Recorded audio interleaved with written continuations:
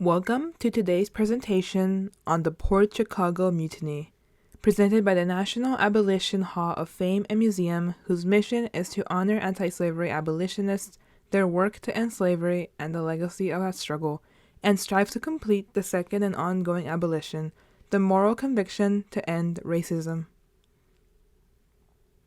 On December 7, 1941, the United States joined the Allied powers in the fight in Europe and the Pacific during World War II. Over 16 million Americans would enlist and serve in the war. Of those, more than 1 million were black. Their service was astounding, considering that at this time the United States Armed Forces were segregated, meaning black servicemen and women were not afforded the same treatment as their white counterparts. During World War II, black soldiers faced discrimination and segregation within the U.S. military. Black soldiers were often assigned to menial, hazardous duties, such as loading munitions and digging graves, and were given inadequate training and equipment. They were also subjected to racist and degrading treatment, including separate living quarters and limited opportunities for promotion. In addition, black soldiers were often denied the same benefits and medical care as their white counterparts, despite their significant contributions to the war effort. This discrimination and segregation within the military highlighted the broader issue of racial inequality in American society. The Port Chicago disaster and the subsequent mutiny were products of this discrimination. The Port Chicago disaster occurred on July 17, 1944, at the Port Chicago Naval Magazine in California, which had begun to operate in December 8 of 1942. The disaster resulted from an explosion that took place during the loading of munitions onto a cargo ship, the SSEA Bryan, which was heading to the Pacific theater of the war. The explosion was so powerful that it destroyed the ship and caused significant damage to the surrounding area, killing 320 sailors and civilians, most of whom, 202, were black.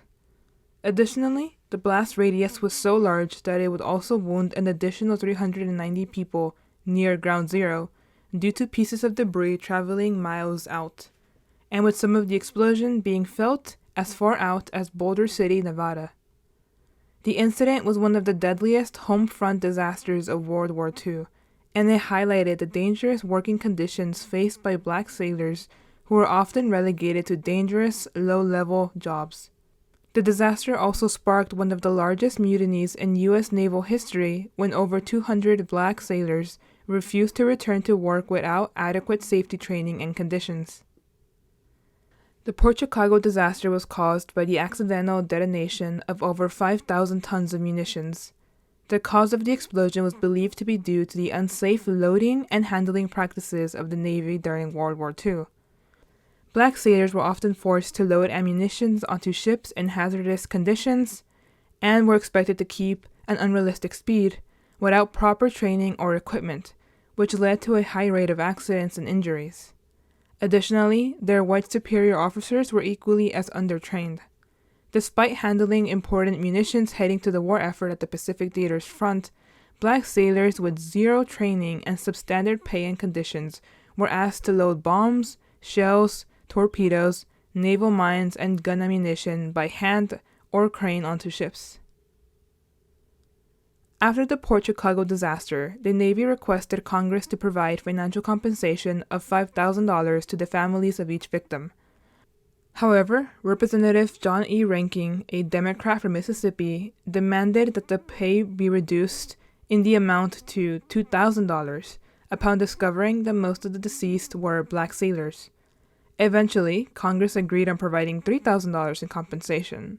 However, several years later, in the United States District Court for the Northern District of California, the families of 18 merchant seamen who lost their lives in the explosion and who were white were awarded a total sum of $390,000 in 1949.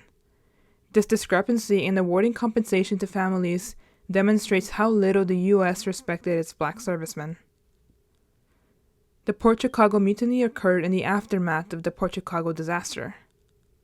In the aftermath of the explosion, 258 black sailors working at the naval base refused to continue loading ammunition onto ships unless the Navy agreed to provide them with better training and safety measures.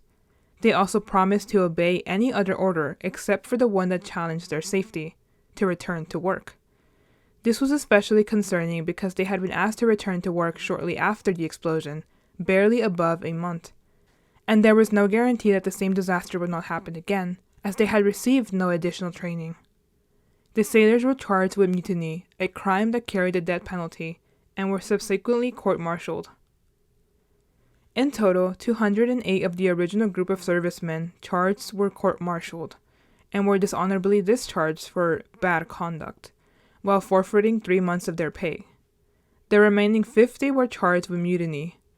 Of these, most received sentences that forced them to serve jail time, anywhere from 8 to 15 years.